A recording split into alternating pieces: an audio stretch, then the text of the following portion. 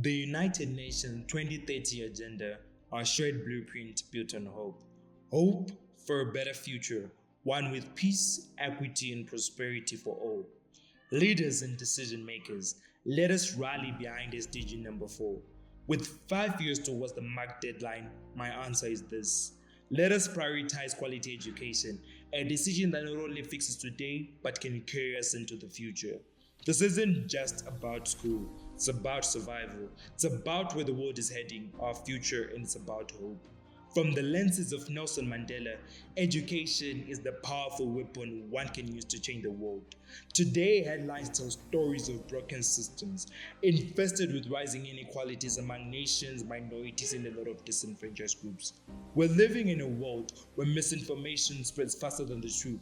Every day, climate change threatens to take away human life, and economic setbacks, poverty, and injustice are crumbling societies.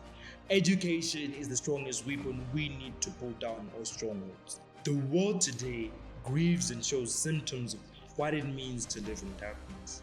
In South Sudan, 9 out of 10 children cannot read a simple sentence by the age of 10. In Afghanistan, girls are still denied the right to learn, with female literacy below 30%. And when girls are denied education, societies are denied progress. In countries with weak education systems like Haiti or Somalia, youth unemployment grows, voices disappear, and extremism fills the silence. However, the conversation of quality education is incomplete if we don't start by addressing the issue of those that don't even have access to education. In essence, education is defined as the breeding process where one is prepared for life and gets an opportunity to discover their true potential and build an identity through knowledge. Education is a chance to sharpen the mind and the doorway to a different way of doing life, yet many groups and societies are often excluded from getting the slightest chance in accessing education. If we don't fix education today, then it means we're threatening our tomorrow. Because the future is not a distant idea, the future is young girls, children with disabilities, refugees, every child born into poverty, the youth and the unemployed smeared with passion and desires, yet never get opportunities to elevate their skills. All these stakeholders are not being well educated, yet we keep turning a deaf ear and falling on blind eyes to their bleak circumstances and to their cracked voices that cry in hope for the slightest chance to get better lives and to get education. Most children with disabilities are completely shut out of education, not because they can learn, but because systems are not built to include them. We need to create inclusive education models that promote integration and diversity between the rest of the community and the disabled children. We need to create discourse and conversations around the opening up of special classes with specific approaches and tailored training to equip the disabled children. It is of paramount importance to highlight that every member of the society holds the answers to tomorrow's problems. And if we do not open the classroom door for everyone, then we completely shut out the door on our own future. For those who do get into the classroom, the story still isn't always hopeful. Across the world, we see underpaid, overwhelmed teachers, schools with no resources, outdated curriculums, and school systems that do not match the real world problems that we actually face. When we're talking about quality education, we're talking about the provision of adequate resources. We're talking about taking knowledge from the classroom system into the industrial world and allowing every child a fair chance to access skills that they can use in life.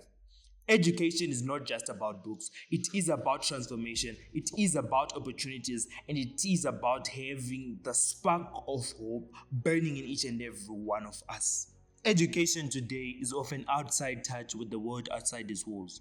How can we expect a generation to fight climate change and poverty or to lead peaceful societies when they're not given the relevant skills to solve these problems? Nowadays, we give students theories but not opportunities. We give them exams but not enough exposure. We hand them certificates but not the ability to thrive in a world full of real-world problems. Prioritizing education should start now. Teachers need support. Schools need relevant resources in line with the evolving world of technology. Curriculums need to be updated in order to meet the world outside the walls of education.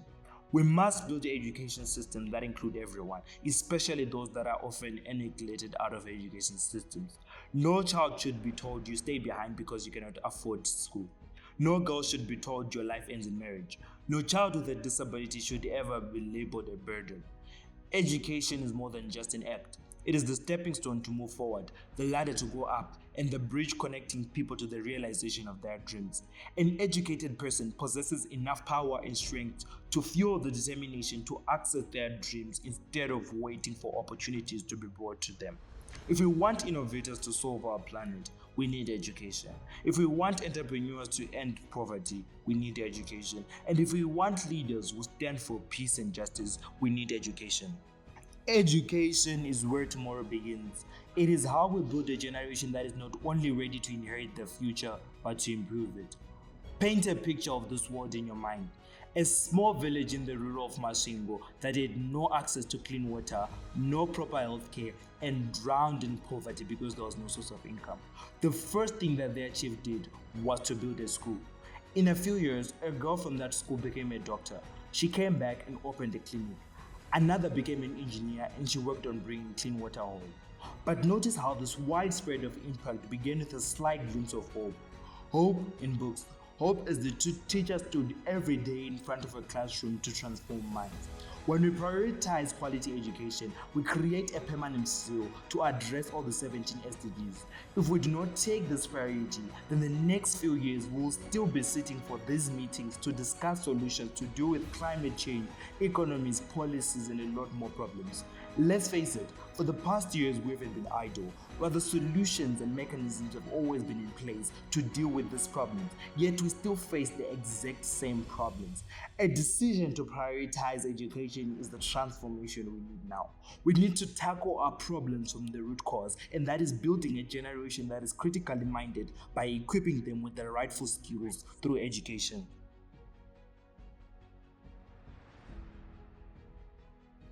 Education is the fruitful seed that can make any other dream grow from it.